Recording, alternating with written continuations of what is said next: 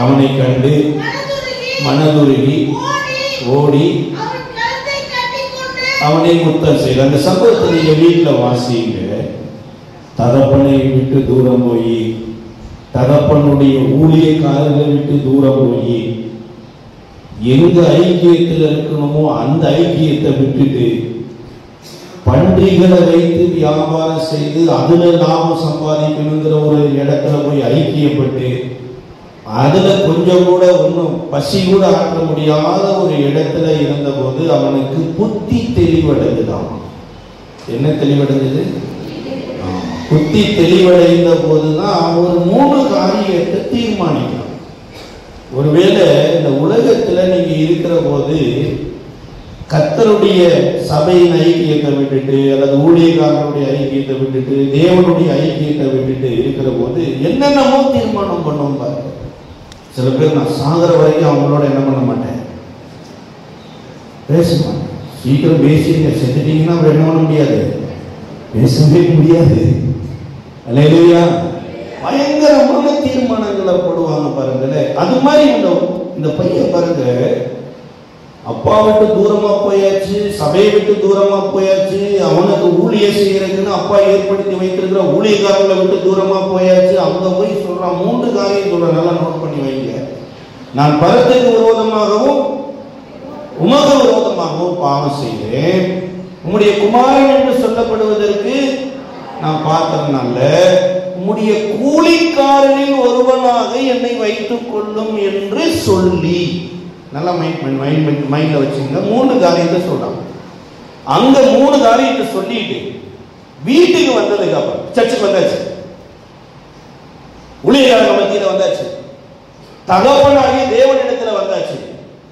21வது வசனத்துல அவன் ஒரு வார்த்தை சொல்றான். இப்ப வாசிக்கலாமே. 20 குமாரன் தகப்பனை நோக்கி, தகப்பனே, பரத்துக்கு விரோதமாகவும் உமக்கு முன்பாகவும் பாவம் செய்தேன். இனிமேல் இன்றிமேல் உம்முடைய குமாரன் என்று சொல்லப்படுவதற்கு பாத்திரவான் அல்ல என்று சொன்னான். எதை விட்டுட்டான்? சர்ச்சைக்கு வந்தா எதை விட்டுருவீங்க?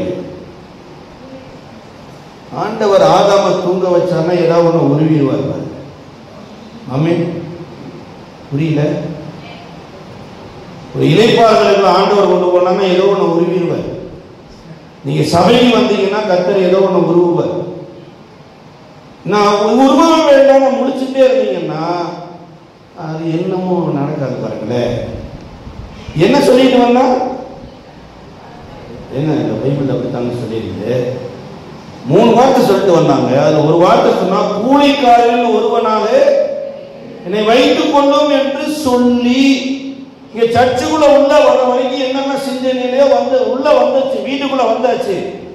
வந்ததுக்கு அப்புறம் இப்ப மாத்திட்டான் பாருங்க, ஆள் மாறிட்டாரு. எதை விட்டுட்டாரு?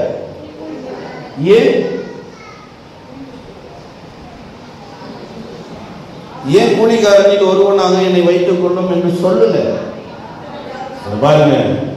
24 1ஆம் தேதி எத்தனை பேர் கமிட்மெண்ட் ஆனீங்க? நான் அதை பண்ணுவேன், இதை பண்ணுவேன், அதை செய்வேன், இதை செய்வேன். 24 1 25 1 வரும்போது 31ஆம் போது ஆண்டவரே சொன்னதெல்லாம் மறந்து போச்சு ஆண்டவரே. நான் மறுபடியும் 25 1 சொல்றேன். அது 25 கடைசி 31 டிசம்பர் 31 அதே வார்த்தையை சொல்லக்கூடாது. அல்லேலூயா. நமக்கு சொன்னது அவர் செய்யறாருன்னா அவருக்கு சொன்னது நம்மளும் செய்யணும். ஆனா இவன் சொன்னதை விட்டுட்டு ஆளு அவங்க அப்பா வந்து பெருசா நினைக்கல. ஏன் தெரியுங்களா? இந்த பூச்சிக்கும் நல்ல வாழ்க்கையை தந்தீரே, என்னை நல்லவனாக்கி எல்லையில் வைத்துக் கொண்டீரே. இந்த பூச்சிக்கும் நல்ல வாழ்க்கையை தந்தீரே, என்னை நல்லவனாக்கி எல்லையில் வைத்துக் கொண்டீரே. இவன் தான் கூலிக்காரன் ஒருவனாக பார்த்தானே தவிர அவங்க அப்பா அவனை பிள்ளையாத்தான் வர. அல்லேலூயா. நீங்க உங்களை தப்பா பார்த்தா கூட இயேசு உங்களை பிள்ளையாத்தாங்க பார்க்கிறவரு. அல்லேலூயா. அந்த ஒரு அணைப்புல அவனுடைய ராங் தாட்டெல்லாம் அழிஞ்சு போயிடுச்சு. அதனாலதான் கூலிக்காரன் அவரே நினைக்காத போது நான் ஏன் என்ன கூலிக்காரனா நினைக்கிறேன். ஆமென். பக்கத்துல கை பிடிச்சு சொல்லுங்க, அவரே உங்களை உயர்வா நினைக்கிற போது நீங்க ஏங்க என்னன்னு நினைச்சுக்கிறீங்க? நீங்க நல்லா இருப்பீங்க. அல்லேலூயா. உங்களை சந்தோஷப்படுத்தி சந்தோஷப்படுகிறது அவருடைய இயக்கம் இருக்குமா? இந்த தெல்லு பூச்சிக்கும் நல்ல வாழ்க்கை தந்தீரே, என்னை நல்லவனாக்கி அன்னையில் வைத்து கொண்டீரே. இந்த தெல்லு பூச்சிக்கும் நல்ல வாழ்க்கை தந்தீரே, நல்லவனாக்கி அன்னையில் வைத்து கொண்டீரே. உள்ளமெல்லாம் உருகுதையா உந்தன் நன்மை நினைக்கிற, உள்ளமெல்லாம் உருகுதையா உந்தன் நன்மை நினைக்கிற. தன்னால கண்டு கண்டு கத்தாவை உண்மை நினைக்கிறது, தன்னால கண்டு கண்டு கத்தாவை உண்மை நினைக்கிறது. இந்த போச்சியும் நல்ல வாழ்க்கை தந்தீரே, என்னை நல்லவனாக்கி அதையில் வைத்து கொண்டீரே. இந்த போச்சிக்கும் நல்ல வாழ்க்கை தந்தீரே, என்னை நல்லவனாக்கி அதையில் வைத்து கொண்டீரே. இந்த போச்சிக்கும் நல்லதே நனவே, இந்த போச்சிக்கும் நல்ல வாழ்க்கையை தந்தீரே, என்னை நல்லவனாக்கி அதையில் வைத்து கொண்டீரே. அல்லேலூயா. நானே என்ன தப்பா நினைக்கிற போது என்ன உயர்வான எண்ணத்தில் பார்க்கிற ஒரு நல்ல ஐக்கியத்துல வந்திருக்கிறீங்க. அல்லேலூயா. இந்த ஐக்கியத்துல தயவு செய்து கொஞ்சம் ஆபரேஷன் நடந்துச்சுன்னா என்ன பண்ணிருங்க? டாக்டர் சொல்றாங்க ரொம்ப கிரிட்டிக்கலா இருக்குது, நார்மல் டெலிவரி என்ன பண்ண முடியாது, எதிர்பார்க்க முடியாது அப்படின்னா நம்ம என்ன பண்ணணும்? இல்ல எனக்கு நார்மலே பண்ணுங்கன்னா பிள்ளைக்கும் ஆபத்து வந்துடும், தாய்க்கும் ஆபத்து வந்துடும். எல்லாம் மதர்ஸ் எல்லாம் இருக்கிறீங்க, ஃபாதர்ஸ் இருக்கிறீங்க, தயவு செய்து டாக்டர் சொல்றதை என்ன பண்ணுங்க? எந்த டாக்டர்? ஆதாமோட டாக்டர். அல்லேலூயா. கொஞ்சம் உருவணும் அப்படின்னு உங்களுக்கு சொன்னாங்கன்னா தயவு செய்து என்ன பண்ணிருங்க? அமைதியா படுத்துருங்க. எதெல்லாம் உருவ, அதாவது ஒண்ணு எடுத்தாலும் வைங்கள சுந்தரியா கொண்டு வருவாங்க. அல்லேலூயா. இந்தியில்தான் இருக்கு சுந்தரி அப்படின்னா அழகானவளா, அப்படியே ஏற்ற துணைய அப்படியே கோபாட்னரா தூக்கிட்டு வர்றாரு. பார்த்த உடனே மாமாவுக்கு எப்படி இருக்குது? இவங்க என் எலும்பின் எலும்பு, என் மாம்சத்தின் அப்படியே ஏற்றுக்கொள். அந்த அம்மாவும் பாருங்க, ஆண்டவர் சொல்லட்டு நீ என்ன எனக்கு சொல்றதுன்னு சொல்ல. ஆண்டவர் ஒரு மனுஷன் இடத்துல கூட்டிட்டு போனார்னா அந்த மனுஷனும் ஆண்டவரை போல இருப்பான்னு அந்த அம்மாவும் போயிட்டாங்க பாருங்க. அல்லேலூயா. நட சபை கூடி வருகிறது, நீங்க என்ன பண்ணிடாதீங்க? விட்டுறாதீங்க. கர்த்தரோடு வைத்திருக்கிற ஐக்கியத்தை விட்டுறாதீங்க. ஊழியக்காரர்களோடு இருக்கிற ஐக்கியத்தை விட்டுறாதீங்க. உங்களை குறித்தே நீங்க தப்பு தப்பா நினைக்கும்படியான சூழ்நிலை வந்துவிடும். அல்லேலூயா. இப்ப நேரா கர்த்தருடைய வார்த்தைக்கு நேராக நம்ம இருதயத்தை திருப்புவோம். எடுத்தவங்க வாசிக்கலாம். ஏசாயா தீர்க்கதரிசன புத்தகம் 58ஆம் அதிகாரம் 14வது வசனத்தை ஒரு வாசிக்கலாமே. ஏசாயா 58ஆம் அதிகாரம் 14வது வசனம்.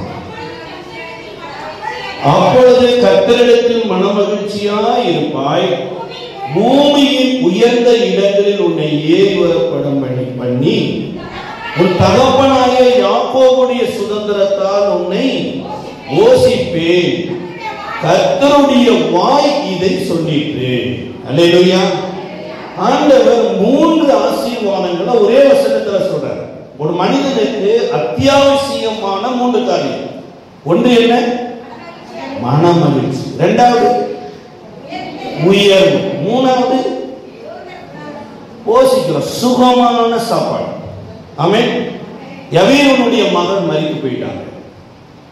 யவீரனுடைய மகன் மரித்து போனே இயேசு யவீர வீட்டுக்கு வந்த போது இயேசு சொல்றாரு, பிள்ளை சாகல, எப்படி இருக்குது? நித்திரையா இருக்குது அப்படின்னு எல்லாம் சிரிக்க ஆரம்பிச்சிட்டாங்க. என்ன பிள்ளை நித்திரையா இருக்குதா? நாடி துடிப்புள்ள எதுவும் இல்லை, காற்று எதுவும் இல்லை.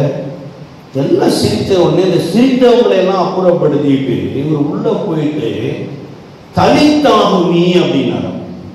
என்ன தாகுமி? ஆமா, தலித்தாகுமி அப்படின்னாரு. அது என்ன அர்த்தமாமா? ஆமா, நம்ம வேதாகமத்துல கொஞ்சம் அப்படி மாத்தி போட்டிருக்கு. ஆங்கில வேதாகமத்துல சொல்லப்பட்டிருக்கு, வேலைக்காரியே எழுந்திருந்தார். எப்படி கூப்பிட்டாரு? வேலைக்காரியே எழுந்திரு.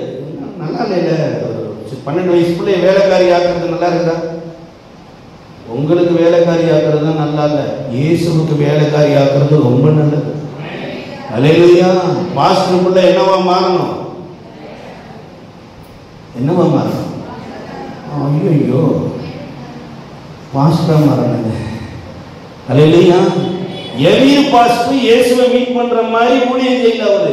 ஏன்னா அவரு யூதர்கள் மத்தியில ஜெபாலய தலைவனா இருக்கிறாரு. யூதர்களை என்ன பண்ண மாட்டாங்க, இயேசுவின் இடத்துல போ, வெளியே கண் பார்வை அடைஞ்சா கூட வெளியரங்கமா அவங்க அம்மா அப்பாவெல்லாம் சாட்சி சொல்லலாம். அந்த அளவுக்கு பயந்து இருந்த காலத்துல இந்த பொண்ணுக்கு வியாதி வந்தோடனே இந்த பொண்ணு சொல்லுது, அப்பா நீங்க இயேசு கிட்ட போய் சொன்னீங்கன்னா, இயேசு வந்து தொட்டாருன்னா நான் என்ன ஆயிடுவேன்?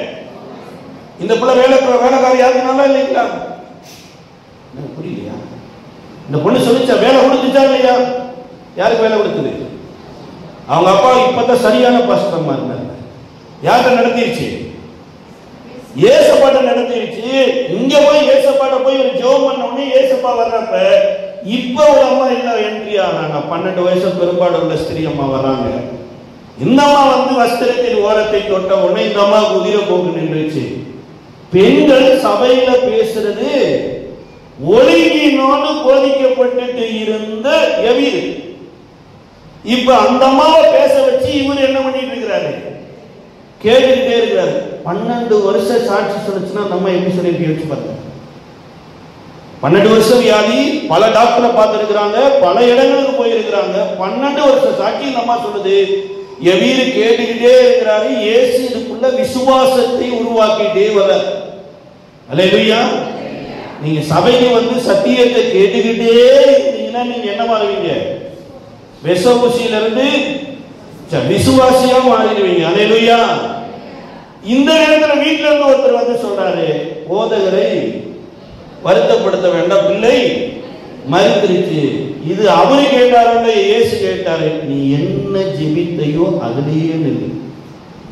நீ வந்து வீட்டுல வந்து தொடர்ந்தும் பிள்ளை சுகமாகணும்னு நீ ஜெபம் பண்ணல, அதுலயே நில்லு. இப்ப வீட்டுக்கு வந்ததுக்கு அப்புறம் தான் பிள்ளை சொல்றாரு, வேலைக்காரியே எழுந்துருன்னு. அந்த பிள்ளை எந்திரிச்சிச்சு.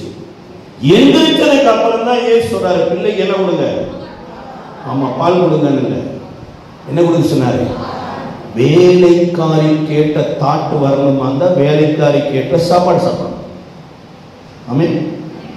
எத்தனை பேர் இயேசுக்கு வேலைக்காரி ஆகணும்னு ஆசைப்படுறீங்க? சூப்பரா இருப்பீங்க. வெயிட்டான சாப்பாடு கிடைக்கும் பாருங்க. நார்மலா வேதத்திலையும் வெயிட்டா கிடைக்கும், நீங்க போற இடத்துல வெயிட்டா கிடைக்கும். நாங்களாம் பஞ்சாப் போவோம், சத்தீஸ்கர் போறேன், வடமாநிலத்துக்கு போனா அது ஏராளம் தாராளமான சாப்பாடு, ஏராளம் தாராளமான மகிமை. எங்க போனாலும் இப்ப ஜிப்பா வேற போட்டு வேட்டி வேற கட்டிட்டா, வாங்க பாதர் ஆயியே போயிட்டே உட்டியே சலியே.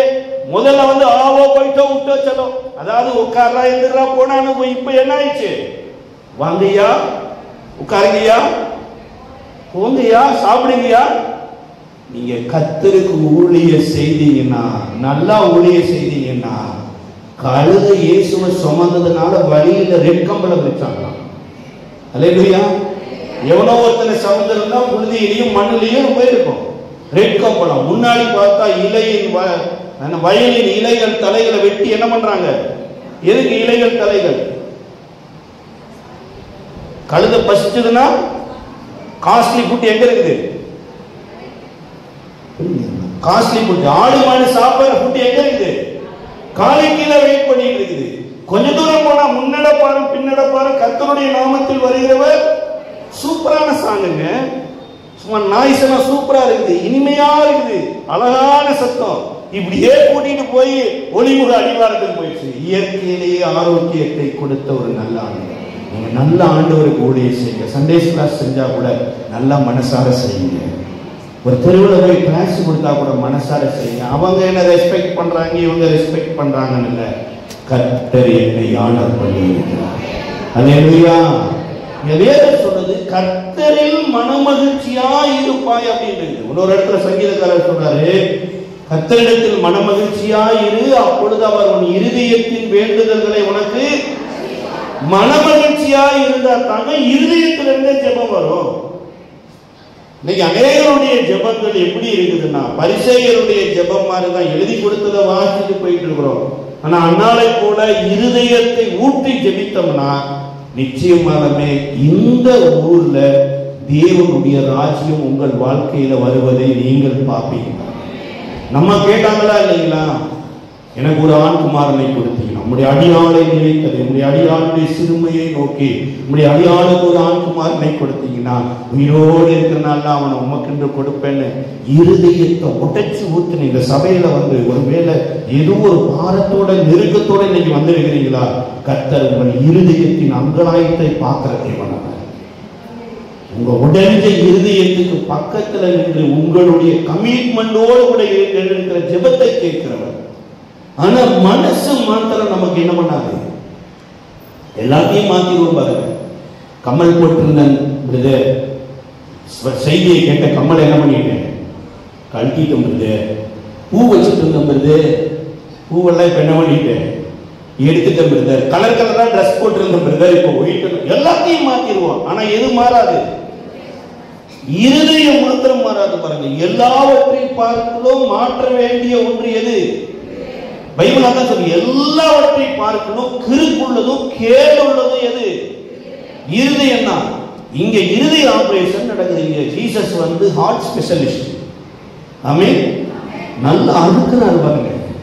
எதை ஐயோ போட்டு அறுக்கிறாருல்ல, உள்ள இருக்கிற தேவையில்லாதெல்லாம் எடுத்து ஒரு இடத்துல 1 யோவான் 3ஆம் அதிகாரத்துல யோவான் எழுதுறார், நாம் இப்பொழுது தேவனுடைய பிள்ளைகளாய் இருக்கிறோம், இனி எவ்விதமாய் இருப்போம் என்று இன்னும் வெளிப்படல, ஆகிலும் அவர் வெளிப்படும் போது அவருக்கு ஒப்பாய் இருப்போம் என்று அறிந்திருக்கிறோம். இப்பேற்பட்ட சிந்தை உள்ள எவனோ அவர் சுத்தம் உள்ளவராய் இருக்கிறது போல தன்னை சுத்திகரித்துக் கொள்ளுகிறான் என்று சொல்லப்பட்டு. இயேசுவை பார்ப்பீங்களா?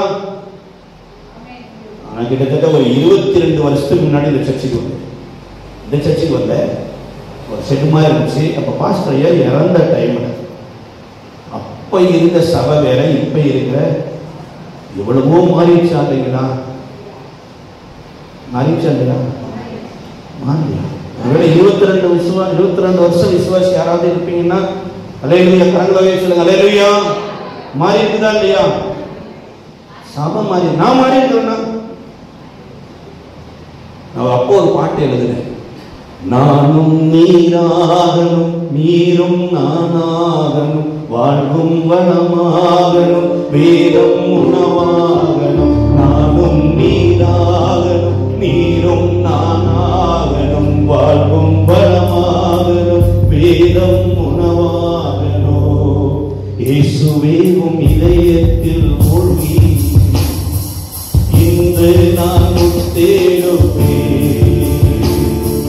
இயேசுவேவும் இதயத்தில் மூழ்கி இன்று நான் முத்தேடுவேன்.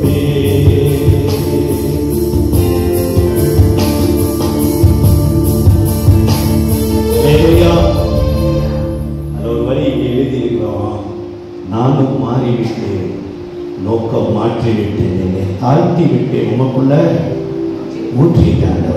நான் பானபலியாய் மாற்றப்பட்டுட்டோமா?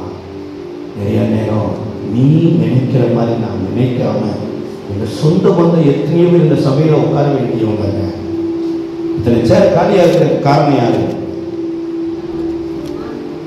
சேர் கிடையாது, எக்ஸ்ட்ரா போட்டாங்கன்னு இல்லை, ஆண்டவர் எதிர்பார்ப்போடு சேர போட்டாரு. அவருடைய எதிர்பார்ப்புக்கு பாதகத்தை பண்ணி இருக்கிறோம். ஒருவேளை 2024 அப்படி பண்ணியிருந்தீங்கன்னா தப்பு இல்லை. 2025 உங்க கண் பார்வை கொஞ்சம் உங்களை மாதிரி பார்க்கறதுல இருந்து அவாய்ட் பண்ணிட்டு கொஞ்சம் இயேசுவை போல பார்க்க. நீங்க உங்களை மாதிரி சிந்திக்கிறத கொஞ்சம் ஓரம் கட்டிட்டு, எதுக்கு ஆண்டவர் விலைக்கு வாங்கினாரு? என்ன கையில செல்போன் இருக்குதுங்க, இது வந்து ஓப்போ கம்பெனிக்காரன் பண்ணின ஒரு ப்ராடக்ட். நான் எதுக்கு வாங்கினேன்? ஓப்போக்காரனுக்கு வேலை செய்யலாம். எல்லாத்துலேயும் மொபைல் ஃபோன் இருக்கு இல்லைங்களா? சாம்சங் இருக்கலாம், ஐபோன் இருக்கலாம், என்னென்ன ஆண்ட்ராய்டு போன். எதுக்கு வாங்கினீங்க நீங்க? அவனுக்கு ஆட் கொடுக்கறதுக்கு வாங்கினீங்க, உங்க பர்சனலுக்கு வாங்கினீங்களா? நிறைய பேர் பாருங்க, அவங்க வந்து சாம்சங்க்கு விளம்பரத்துக்காக வாங்கி யூஸ் பண்ணிட்டு இருக்கிறீங்க. சாம்சங் விளம்பரத்துக்காக போன் வச்சிருக்கிறவங்க கரண்ட் உயர்த்தி அலையில சொன்னாலே இல்லையா? அதுல ஒருத்தர் இருக்கிறார், வேலை பார்த்துட்டு இருக்கிறார். ஏன்னா ஒரு போனை வாங்கி நான் என் பர்சனலுக்கு யூஸ் பண்ணேன்னா உயிரையே கொடுத்து எல்லா ரத்தத்தையும் கொடுத்து அவர் உங்களை என்னையும் விலகி வாங்கி இருக்கிறாங்கன்னா அவருடைய பர்சனல் உங்களுக்குள்ள நடக்கணுமா நடக்கக்கூடாது? பக்கத்துல கையை கூட சொல்லுங்க. நீங்க உங்களுடையவர்கள் அல்ல, விலைக்கிரையும் கொடுத்து வாங்கப்பட்டவர்கள். தயவு செய்து இந்த போன் ரிப்பேர் ஆச்சுன்னா சர்வீஸ் சென்டருக்கு போறது போல, இறுதிய ரிப்பேர் ஆச்சுன்னா சண்டே சர்வீஸ்ல சரியாயிருங்க. அல்லேலூயா, அல்லேலூயா. சில நேரங்களில் என் மன மகிழ்ச்சிக்கு காரணம் என்ன தெரியுங்களா? நானே தான்.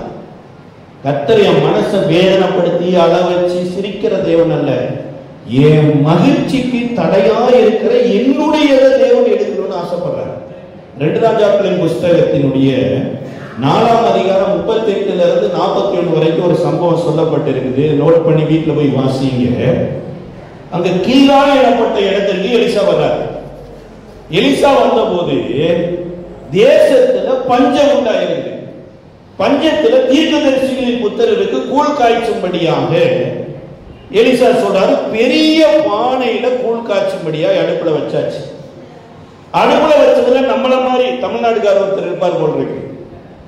எதை சாப்பிட்டாலும் கொஞ்சம் என்ன எப்படி சாப்பிடணும், துவையில சட்னியோட டேஸ்டா சாப்பிடணும் அப்படின்னு போய் வெளியில இருக்கிற கீரைகளை கொஞ்சம் புடுங்கினாரு. புடுங்கினதுல கொஞ்சம் என்னத்தை பிடிக்கிட்டு வந்தாரு, ஒரு காயை முடி கொண்டு வந்து உள்ள போட்டாரு. போட்டதுல சேர்ந்து கூழோட இப்ப என்ன பண்ணிருச்சு, கீரையும் வந்து காயும் வந்து இப்ப எப்படி இருக்குது, கூழு தகதக தகன்னு மணக்குது.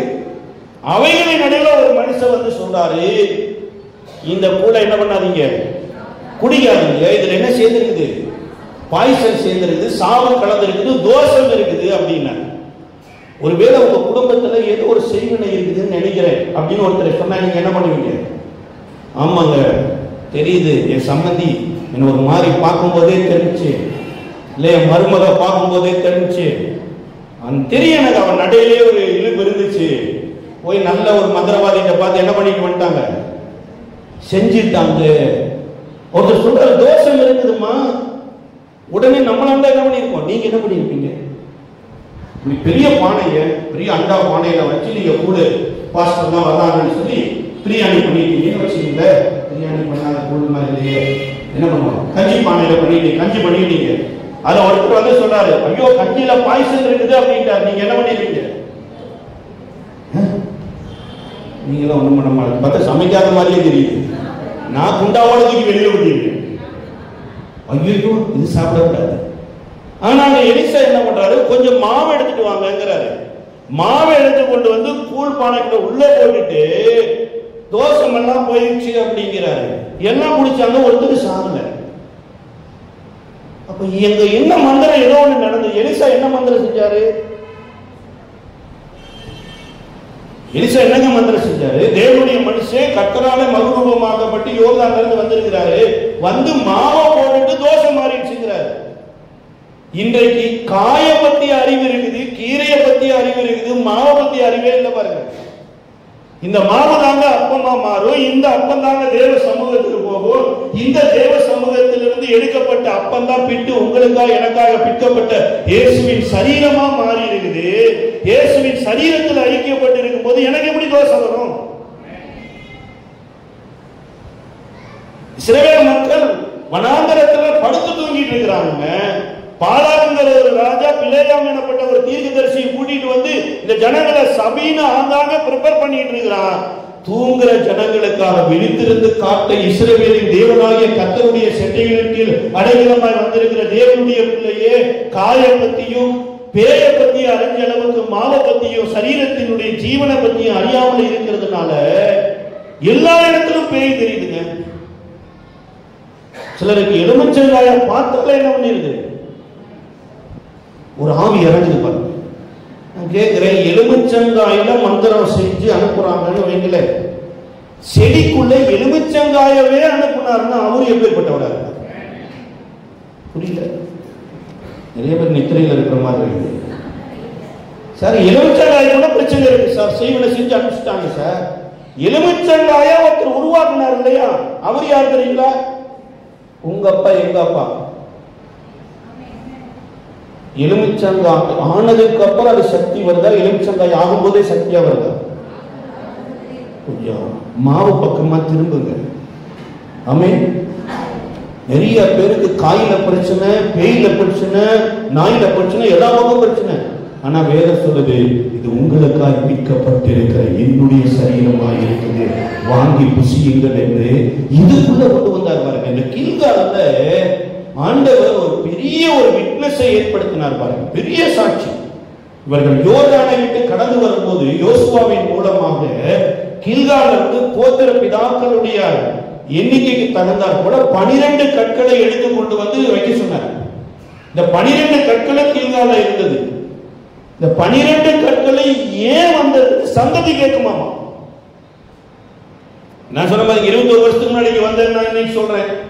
இப்ப 10 வருஷத்துக்கு முன்னாடி பிறந்தவங்க எல்லாம் 21 வருஷத்துக்கு இவர் வந்தாரா, இவர் எங்க பீகார்ல இருந்தாரு, இங்க இருந்தாரு, உங்களுக்கே தெரியல நான் இங்க வந்தேங்கிறது. ஆமே. அதே மாதிரி ஒரு தலைமுறை வரும், கத்தரற்ற தலைமுறை வரும். அந்த தலைமுறை இந்த 12 கல்லு எதுக்கு இங்க வந்துச்சு? அப்ப சொல்ல வேண்டியது என்னன்னா, நீ இந்த ஊர்ல குடி இருக்கிறதற்கு உன்னுடைய சக்தி உனக்கு உதவி செய்யல, உன் புத்தி உதவி செய்யல, உன் பண உதவி செய்யல. தேவனும் தேவனுடைய பரிசுத்த ஆசாரியர்களும் யோர்தானுக்கு முன்னால உடன்படிக்கை பெட்டியை பிடிச்சிட்டு வந்து நின்னாங்க. யோர்தான் 2ஆ பிளந்துச்சு. அவர்கள் வராமல் இருந்திருந்தா நீ உயிரோடே இல்லை, நீயும் நானும் இல்லை என்று தலைமுறைக்கு சாட்சி சொல்ல 12 கற்கள் வந்தது. சாட்சியும் விட்டாச்சு, ஆசாரியனையும் விட்டாச்சு, கள்ள சாமி ஆக்கியாச்சு. ஹலோ, கொஞ்சம் கொஞ்சமா ஒரு டைம்ல அந்த மக்கள் டிவியில ஒரு நிகழ்ச்சி வந்துச்சு. ஒரு மண்பானையில பருப்பு வச்சிருந்தாங்க. அதுக்கு ஒரு காலம் வந்து அதை சொன்னாங்க, ஒரு நாடகம் மாதிரி நடத்தினாங்க. இதுக்குள்ள பருப்பு இருக்குது, பருப்பு இருக்கிற பானை அப்படின்னாங்க. அப்படியே ஒரு 5 வருஷத்துக்கு அப்புறம் இதுல பருப்புன்னு ஒண்ணு இருந்துச்சு அப்படின்னாங்க. அடுத்து பானை தூக்கியாச்சு, பருப்புன்னு வந்தாச்சு. பருப்புங்கிற ஏதோ ஒரு மனுஷன் இருந்தான். எப்படிங்க? பருப்பு இருந்த பானை போய் பருப்பு போயிடுச்சு, பானை மாத்திரம் இருந்து கடைசியா பானையும் போய் இப்ப எது இல்ல, பருப்பும் இல்ல பானையும் இல்ல. இப்ப பருப்பு என்னாக்கியாச்சு? பருப்புங்கிற ஒரு மனுஷன் இருந்தான் அப்படின்னா. அதே மாதிரிதாங்க உங்களுக்காக எனக்காக பிற்கப்பட்ட இயேசுவின் சரீரத்தை அறிகிற அறிவு. வேதம் சொல்லுது பாருங்க, இயேசு பிறக்கிற போது உலகத்துல எத்தனையோ மெய்ப்பர்கள் இருக்கிற போது எருசலேம்ல மந்தையை காத்து கொண்டிருந்த மெய்ப்பர்களுக்கு ஒரு நற்செய்தி போகுது. அந்த மெய்ப்பர்கள் நேர பிள்ளை பிறந்த இடத்துக்கு வர்றாங்க. பிள்ளை பிறந்த இடத்துக்கு வந்ததுக்கு அப்புறம் நடந்த சங்கதிகளை எல்லாம் பரிசுத்தப்படுத்துறாங்க. லூக்கா 2ஆவது அதிகாரம் 17 19 வரைக்கும் வாசிங்களே. லூக்கா 2ஆம் அதிகாரம் 17 19 வரைக்கும் வாசிங்க. அந்த பிள்ளையை குறித்து தங்களுக்கு சொல்லப்பட்ட என்ன கதியை, கொஞ்சம் கேளுங்க, என்ன கதியை, சங்கதிகளை பிரசித்தம் பண்ணினார்கள். மேய்ப்பராலே தங்களுக்கு சொல்லப்பட்டதை கேள்விப்பட்ட யாவரும். நிறைய பேர் ஆச்சரியப்படுற கூட்டத்துல தான் இருக்கிறோம் பாருங்க. இன்னைக்கு செய்தி பாருங்க, பயங்கர ஆச்சரியமா இருந்துச்சு. என்னவா இருந்துச்சு? நீ ஆச்சரியப்பட்டு போயிட்டு இருந்த. இங்க ஒரு ஆச்சரியம் இருக்கும், அடுத்து ஏதோ ஒரு ஷோ வரும். அங்க பாத்தீங்கன்னா நிறைய விளையாட்டு பொருட்கள் இருக்கும், அதையும் போய் ஆச்சரியமா பார்த்துட்டு போயிட்டே இருக்க வேண்டியதான். ஆனா அவைகளின் நடுவுல அடுத்த வசனத்தை வாசிக்க, மரியாளோ அந்த சங்கதிகளை எல்லாம் தன் இருதயத்தில் வைத்து சிந்தனை பண்ணி கொண்டிருந்தார். சபையில கர்த்தர் உங்களோடு பேசுகிற காரியத்தை ஆச்சரியமா தயவு செய்து பார்க்காதீங்க. இது ஒரு ஆச்சரியப்படுற விஷயமே இல்லை. உங்கள் இருதயத்துக்குள்ள ஊடுருவி உங்களுக்குள்ள தேவன் செய்ய வேண்டிய காரியத்தை செய்யும்படியாக அனுப்பப்படுகிற தேவனுடைய வெப்பன். உலகத்தில் எத்தனையோ துருபதேசங்கள்ல ஒண்ணு என்ன தெரியுங்களா? அந்த கெனசரேத் கடற்கரையில இரவும் பகலும் குடும்பத்துக்கு பிரயோஜனம் இல்லை, தனக்கு பிரயோஜனம் இல்லை, ஊருக்கு பிரயோஜனம் இல்லை, பல ஆயிரம் பிசாசுகள்ல நிறைந்து கல்லை எடுத்து சரீரத்தை எடுத்து கிழிச்சிட்டு கிடக்குறாங்க. அவனை விடுதலையாக்குவதற்கு இயேசு 12 பேரோட பல போராட்டங்களை கடந்து அங்க வருகிறார்.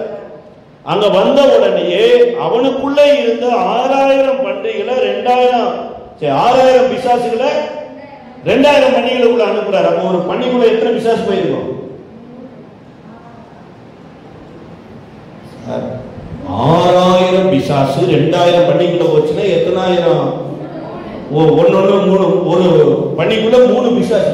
3 பிசாசை வச்சே பண்ணி கண்ட்ரோல் பண்ண முடியாம டகான சூசைட் பண்ணிச்சு பாருங்க. ஆனா 6000 பிசாசை வச்சுக்கிட்டு மனுஷன் கல்லறையிலேயே இருந்திருக்கிறான். யோசிச்சு பாருங்க, அவங்க அம்மா அப்பா எப்படி நினைச்சிருப்பாங்க? தெருவில் போறவங்க வர்றவங்கள என்ன சொல்லியிருப்பாங்க? பாருங்க, அவங்க பையன் கல்லெடுத்து மண்டையை உடச்சிட்டு கிடக்குறான் பாருங்க, ரத்த ஒளி கிடக்குது பாருங்க.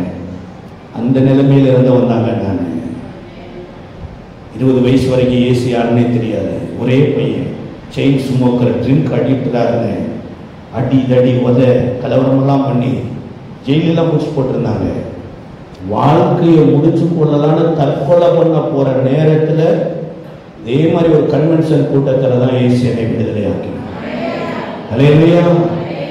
இவன் ரட்சிக்கப்பட்டது, இவன் விடுதலையாகி இயேசுவின் பாதத்தில் உட்கார்ந்து புத்திதிலிருந்து நல்ல வஸ்திரம் உடுத்திருக்கிறது பெருசா தெரியல. அங்க 2000 பண்ணி செத்து போயிடுச்சு. அதனால கடற்கரையே 2000 பண்ணி செத்து போச்சுன்னா ஊருக்குள்ள இயேசு வந்தாருன்னா எத்தனை மாடு சாக போகுது, எத்தனை ஆடு சாக போகுது. தயவு செய்து இயேசுவை ஊருக்குள்ள என்ன பண்ணிடாதீங்க, வரவழைச்சிடாதீங்க. ஆட்டுக்கு பாதுகாவலர் நாங்க, நாட்டுக்கு பாதுகாவலர் நாங்க, மாட்டுக்கு பாதுகாவலர் நாங்க. இயேசு வேண்டாம் என்று கெனசரேத்துல எல்லாம் வந்து சொல்றாங்க பாருங்க. சார், இந்த பையன் இவ்வளவு கஷ்டப்பட்டுட்டு இருந்தானே, நீ ஏதாவது பண்ணினியா? இவங்க வீடே அழுதுட்டு இருந்துச்சு, ஏதாவது பண்ணினியா? உனக்கு பண்ணிதான் பிரச்சனை, மனுஷ பிரச்சனை கிடையாது. மாடுதான் பிரச்சனை, மனுஷ பிரச்சனை கிடையாது. இந்த நேரத்தில் அவன் போய் அழுகிறாங்க, ஆண்டவரே உமக்கே மரியாதை இல்லை, நான் போனாலும் மரியாதை இல்லை. என்னுடைய ஆண்டவர் எவ்வளவு நல்லவர் தெரியுங்களா? அவருக்கு ஆட்கள் நிறைய தேவை, அறுப்பு மிகுதி ஆட்களோ குறைவு அப்படின்னு சொல்லி எஜமானன் வேலை ஆட்களை அனுப்பும்படி வேண்டிக் கொள்ளுங்க. ஒரு வாலிபன் எழுப்பிட்டாங்க. அவன் நீங்க போற இடமெல்லாம் வருகிறேன்னு கேட்கிறான். பேரை கேட்ட போது போனவரு இப்ப தெளிவானவன் கேட்ட போது வராது அப்படின்ட்டு. நீ உன் வீட்டுக்கு போ, தேவன் உனக்கு செய்த நன்மையும் தேவனுடைய இரக்கத்தை குறித்து சொல்லு அப்படின்னு. யோசிச்சு பாருங்க, எத்தனை நாள் அவங்க அம்மா அழுதுட்டே இருந்திருப்பாங்க, எத்தனை நாள் அவங்க அக்கா அழுதுட்டு இருந்திருப்பாங்க, அவங்க அப்பா அழுதுட்டு இருந்திருப்பாரு. இவனை சுகமாக்குனதனுடைய பின்னணியில அவங்க குடும்பத்திற்கு ஒரு சந்தோஷத்தை கொடுக்கிற, குடும்பத்தை நேசிக்கிற ஒரு நல்ல தேவனுங்க. இந்த உலகம் தான் சொல்லுதுங்க, மதம் மாத்த வந்தார் இயேசுநாதர். இயேசு எங்கேயுமே மதம் மாத்தல, பேயில இருந்தவனை விடுதலையாக்கி தேவனுக்குரியவனா மாத்தினார். இரவு பகல கல்லறையிலே இருந்தவனுக்கு ஃப்ளைட் டிக்கெட் புக் பண்ணி அங்கங்க மீட்டிங் ஆர்கனைஸ் பண்றாங்க. அவன் பாருங்க, திட்டமுடைய நாடே போயிட்டு இருக்கிறாங்க. பிரதர் இன்னைக்கு இங்க இருக்கிறாரு, நாளைக்கு அங்க இருக்கிறாரு. எப்ப பார்த்தாலும் அவர் கல்லறையிலே கிடந்தவரு. இன்னைக்கு இந்த சுவிசேஷம் உலகம் முழுவதும் அவரை தூக்கி கொண்டு போனது. இயேசுவுக்கு இப்பேற்பட்ட ஆட்களும் இருக்கிறாங்க. இயேசுவை குறித்து இந்திய தேசத்துல தப்பா பேசுறவங்களே இருக்கிறாங்க. நீங்க எதை கேட்கறீங்க? அந்த கில்கால்ல இருக்கிற மக்கள் சாட்சி விட்டுட்டாங்க. கொஞ்ச நாட்கள்ல ஆசாரியனுடைய உடன்படிக்கை பெட்டியை குறித்த அறிவு போயிடுச்சு. கடைசியா எந்த அறிவு நிறைஞ்சிருக்குது? பேய் கொம்பட்டி காயை குறித்த அறிவு நிறைஞ்சிருக்குது. இப்ப எலிசா வந்து சொல்றாரு, நீ அறிய வேண்டியது அப்பத்தையும் தேவ சமூகத்தையும். அல்லேலூயா. அது செய்யறவங்க அதை செய்யட்டும். ஆனா நீங்களும் நானும் எதை செய்வதற்கு அழைக்கப்பட்டிருக்கிறோம்? அவருடைய புண்ணியங்களை அறிவிக்கும்படி ராஜரிக ஆசாரிய கூட்டமாயும் பரிசுத்த ஜாதியாயும் சொந்த ஜனமாயும் கர்த்தர் உங்களை என்னையே தேர்ந்தெடுத்திருக்கிறார். அல்லேலூயா. அப்ப நீங்க உங்க சங்கதியெல்லாம் மனசுக்குள்ள போகுதா? சில பேருக்கு பாருங்க, இன்னும் அந்த பேய் கும்பட்டி கேரக்டர் இருக்குது, இன்னும் அந்த ஜாதிங்கிற ஒரு கேரக்டர், இன்னும் மதங்கிற அந்த கேரக்டர், இன்னும் ஏதேதோ. சரி, இதெல்லாம் ஒரு இடத்தினுடைய ஆகாரமா மாறவே மாறாது. ஆமென் ஆமென் காணாம. நான் ஒரு ஜாதியிலிருந்து வந்திருக்கிறேன். ஆமென். என்ன ஜாதி? ஆண் ஜாதியிலிருந்து வந்திருக்கிறேன். நீங்களாம் பெண் ஜாதியிலிருந்து வந்திருக்கிறீங்க. தேவன் பார்க்கிற படைச்சதுல ரெண்டே ஜாதி தான். ஒண்ணு ஆண் ஜாதி, ஒன்னொன்னு. இதைத்தான் கற்றுக்கொள்ளணும் பாருங்க. ஆதாம ஏதேன் தோட்டத்துல தேவன் முதலாவது படைச்சாரு. இரண்டாவது தான் யார படைச்சாரு? ஏவாள படைச்சாரு. ஏவாளம்மா வர்றதுக்குள்ளேயுமே ஏதேன் தோட்டத்துல எல்லா வேலையும் என்ன பண்ணி ஆயிடுச்சு? ஆதாம கொண்டு முடிஞ்சிருச்சு. தேவ சத்தம் கேட்டது யாரு? ஆதாம். தேவனுடைய வேலை செஞ்சது யாரு? ஆதாம். தேவனோடு சஞ்சரித்தது யாரு? தேவனுடைய சாயலாய் படைக்கப்பட்டது யாரு? ஆதாம். இந்த அம்மா போய் ஆதாமின் இடத்துல கற்றுக்கொள்றது போல தேவ சத்தமே கேட்காத, தேவனோட ஐக்கியப்படாத, தேவனுடைய காரியத்துல எந்த தொடர்புமே இல்லாத சர்வத்தினிடத்துல போய் ஃபெல்லோஷிப். அந்த அம்மாவை அங்க போய் கேட்கிறாங்க. அவங்க சொல்ற பிசாசு அழகா டியூன் பண்ணா பாருங்களே.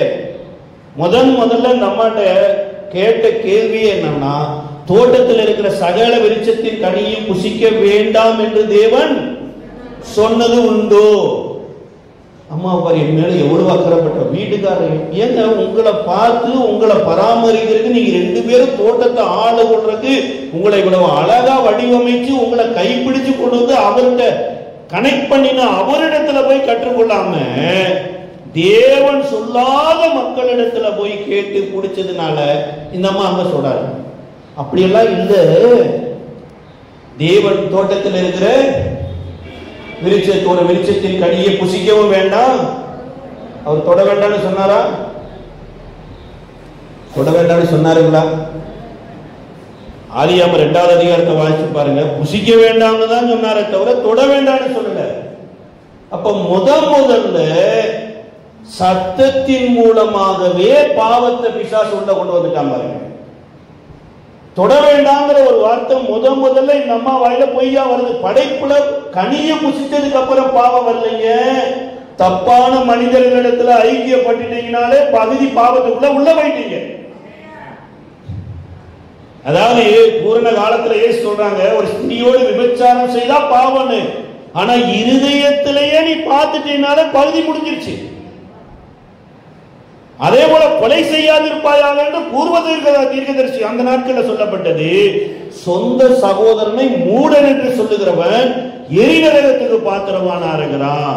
காரணம் இல்லாமல் கோபித்துக் கொள்ளுவன் சங்கத்தில விசாரிக்கப்படுகிற இடத்துக்கு போயிட்டான். இப்ப நீங்க இந்த இடத்துக்கு வந்திருக்கிறீங்க பாருங்க.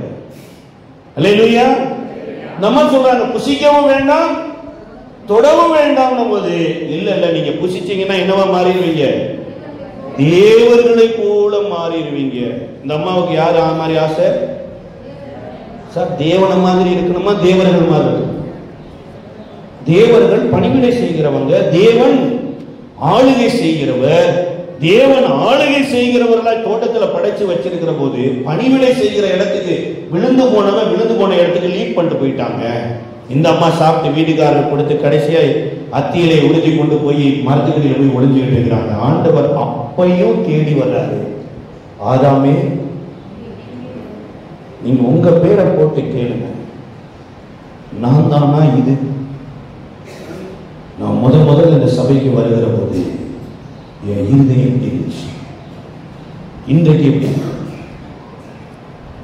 செய்தியினுடைய 2 பார்ட் அப்படியே நின்றுச்சு. டைம் ஆயிடுச்சு. யோசிச்சு பாருங்க. இயேசு சொல்றாரு மத்தேயு 11வது அதிகாரம் 28-29 வசனத்துல, வருத்தப்பட்டு பார சுமக்கிறவர்களே எல்லோரும் என்னிடத்தில் வாருங்கள், நான் உங்களுக்கு இளைப்பாறுதலை தருகிறேன் என்று சொல்லிட்டு அதோட முடியலைங்க அந்த வசனம்.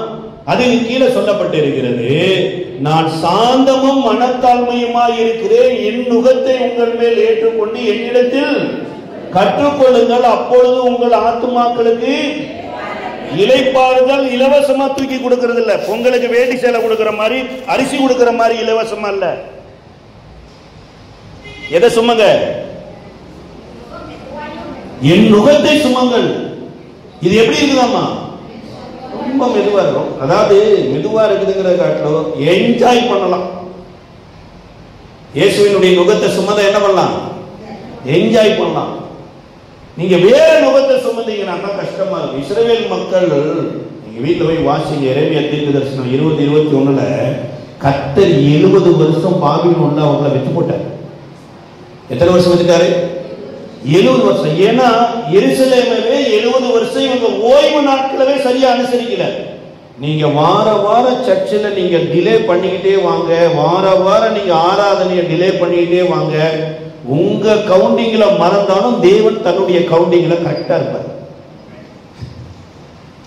புரியுதா உங்களுக்கு?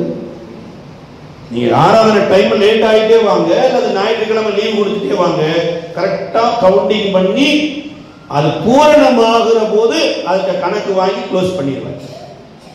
அதே மாதிரி இந்த இஸ்ரவேல் மக்களுக்கு ஜூபிலி ஆண்டுன்னு வருது, 6 வருஷம் வேலை செய்யணும், 1 வருஷம் 7வது வருஷம் தேசத்துக்கே ஓய்வு கொடுக்கணும், எல்லா பிரமாணத்தையும் கொடுத்து தேசத்துல கொண்டு விட்டா இவர்கள் ஓய்வு வருடத்தவே 70 வருஷம் பூர்ணமானதுனால இந்த 70 வருஷம் முடிகிற வரைக்கும் இவர்களை பாபிலோனுக்கு தேவன் வித்து போட்டாரு.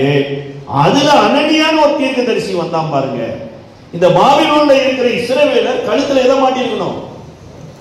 ஒரு நுகத்தை மாட்டிருக்கணும். அது மரத்தால் செய்யப்பட்ட நுகத்தை மாட்டிருக்கணும். பாருங்க, பாபிலோனியருக்கும் இஸ்ரவேலருக்கும் ஒரு வித்தியாசம் இருந்தது. என்னன்னா பாபிலோனியர் கழுத்துல மரத்தால் செய்யப்பட்ட நுகம் இருக்காது, இஸ்ரவேலருடைய கழுத்துல மரத்தால் செய்யப்பட்ட நுகம் இருக்கும். அடையாளமே இதுதான். இவன் வந்தான் பாருங்க, தபார்னு சொன்னான், இல்ல இல்ல கர்த்தர் அடுத்த வருஷமே நம்மளை எருசலேமுக்கு கூட்டிட்டு போயிடுவாரு, இந்த நுகத்தை வேண்டாம், நுகத்தை உடைச்சு போட்டான். நுகத்தை உடைச்சு போட்டு எரேமியாவின் கழுத்துல இருக்கிற நுகத்தை உடைச்சு போட்டார். கர்த்தர் மறுபடியும் எரேமியாட்ட சொல்றாரு, நான் சொன்னது நான் இவனார் மாத்துறதுக்கு இனிமேல் பட்டு இரும்பு நுகம் தான். கட்ட நுகத்தை எடுத்து இப்ப என்ன நுகம் வந்துருச்சு? கட்ட நுகம் வேணுமா இரும்பு நுகம் வேணுமா?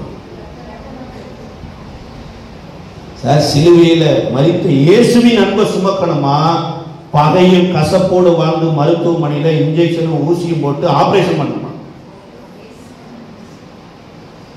இந்த ஏதேன் தோட்டத்தில் இந்த கனியை புசிக்க வேண்டாம் என்று தேவன் சொன்னது ரகசியங்க. இது யாருக்கு கூட தெரியாது, ஏவாளமாக கூட தெரியாது. ஆனா சிலுவையில இயேசு ஜீவனை விட்டது பகிரங்கமானது. மகா சத்தமாய் கூப்பிட்டு, 3 சுவிசேஷத்தில் அதே வார்த்தை வருது, மகா சத்தமாய் கூப்பிட்டு ஜீவனை விட்டார்.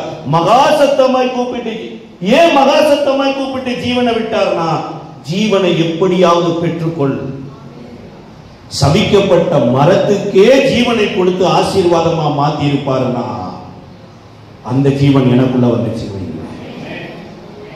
யோவான் 10:10 இயேசு சொல்றார், திருடன் திருடவும் கொல்லவும் அழிக்கவுமே வருகிறானே என்று வேறொன்றுக்கும் வரான். நானோ அவைகளுக்கு ஜீவன் உண்டாயிருக்கவும் பரிபூர்ணப்படவும் வந்தேன். உங்களுக்குள்ள இந்த ஜீவன் எவ்வளவு பரிபூர்ணப்பட்டிருக்குதுங்க. இயேசு ஒரு மனுஷனை பார்க்கிற மாதிரி தான் நான் பார்த்துட்டு இருக்கிறேனா? இயேசு ஒரு மனுஷனை நேசிக்கிற மாதிரி தான் நான் நேசிட்டு இருக்கிறேனா? இல்லைங்க. 5 வருஷத்துக்கு முன்னாடி எல்கேஜில சேர்த்தேன், இன்னைக்கு எல்கேஜி தான் படிச்சுட்டு இருக்கிறேன். 10 வருஷத்துக்கு முன்னாடி எல்கேஜில போய் சேர்த்தேன், இன்னைக்கு எல்கேஜி தான் படிச்சுட்டு இருக்கிறேன். இந்த பகையெல்லாம் சிலுவையில் அடித்த இயேசுவை உள்ள வர, இந்த மாவு வர வர வரங்க அந்த சாவு தன்மையெல்லாம் அழிச்சிருங்க. இந்த அப்பத்துக்குள்ள வாங்க, இந்த அப்பத்தை சாப்பிடுங்க, நீங்க மனமகிழ்ச்சியா இருப்பீங்க. ஒரு இடத்துல ஆபுக்கு சொல்றாரு, அத்திமரம்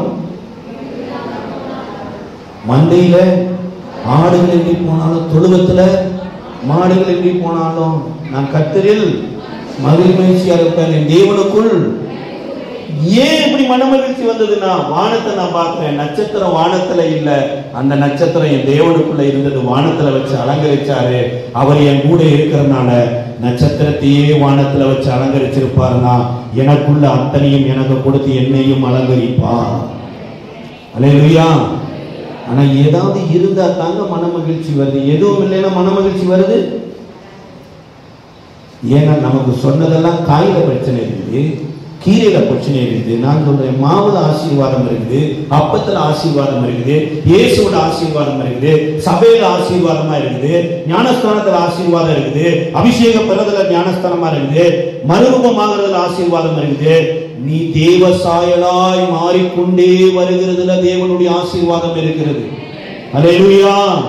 இதனாலதான் ஆபிரகாம் சொல்றாரு, பாரு உன் சந்ததி எப்படி இருக்க போகுது, இருள்ல இருக்கும், ஆனா உன் சந்ததிக்குள்ள என்ன இருக்காது, இருள் இருக்காது. உயரத்துல இருக்கும், ஆனா விழாமல் இருக்கும். அந்த நட்சத்திரம் தாங்க வழி மாறி போன சாஸ்திரிகளை கூட நேர்வழியில நடத்துச்சு. பணம் இருந்துச்சு, படிப்பு இருந்துச்சு, புத்தி இல்லை. சுய புத்தியை சார்ந்து கொண்டு நேர ஏறாத வீட்டுக்கு போனாங்க. நீ தப்பா போனதுக்காக நான் தப்பா போவேன்னு நட்சத்திரம் வழி மாறவே இல்லை. அது இருக்க வேண்டிய இடத்துல அப்படியே நினைச்சு பாருங்க. உங்களை என்னை ஆண்டவர் சொல்றாரு, ஆபிரகாமின் மூலமா நீங்களும் நானும் தான் வானத்து நட்சத்திரங்களை போல இருக்கிறோம். சில பேர் எப்படியோ போயிட்டாங்க, நானும் அப்படியே போறேன்னா வேண்டாங்க. இயேசுவை தேடி எத்தனையோ பேர் அலைந்து கொண்டு இருக்கிறாங்க. நான் சொல்றேன் இல்லைங்களா, ஒரு 20 வருஷத்துக்கு முன்னாடி இந்த இயேசு எனக்கு வாழ்க்கையில வராம இருந்திருந்தாருன்னா இன்றைக்கு நான் இந்த இடத்துல உங்களுக்கு முன்னாடி இயேசு நல்லவன் நான் சொல்லியிருக்க மாட்டேன்.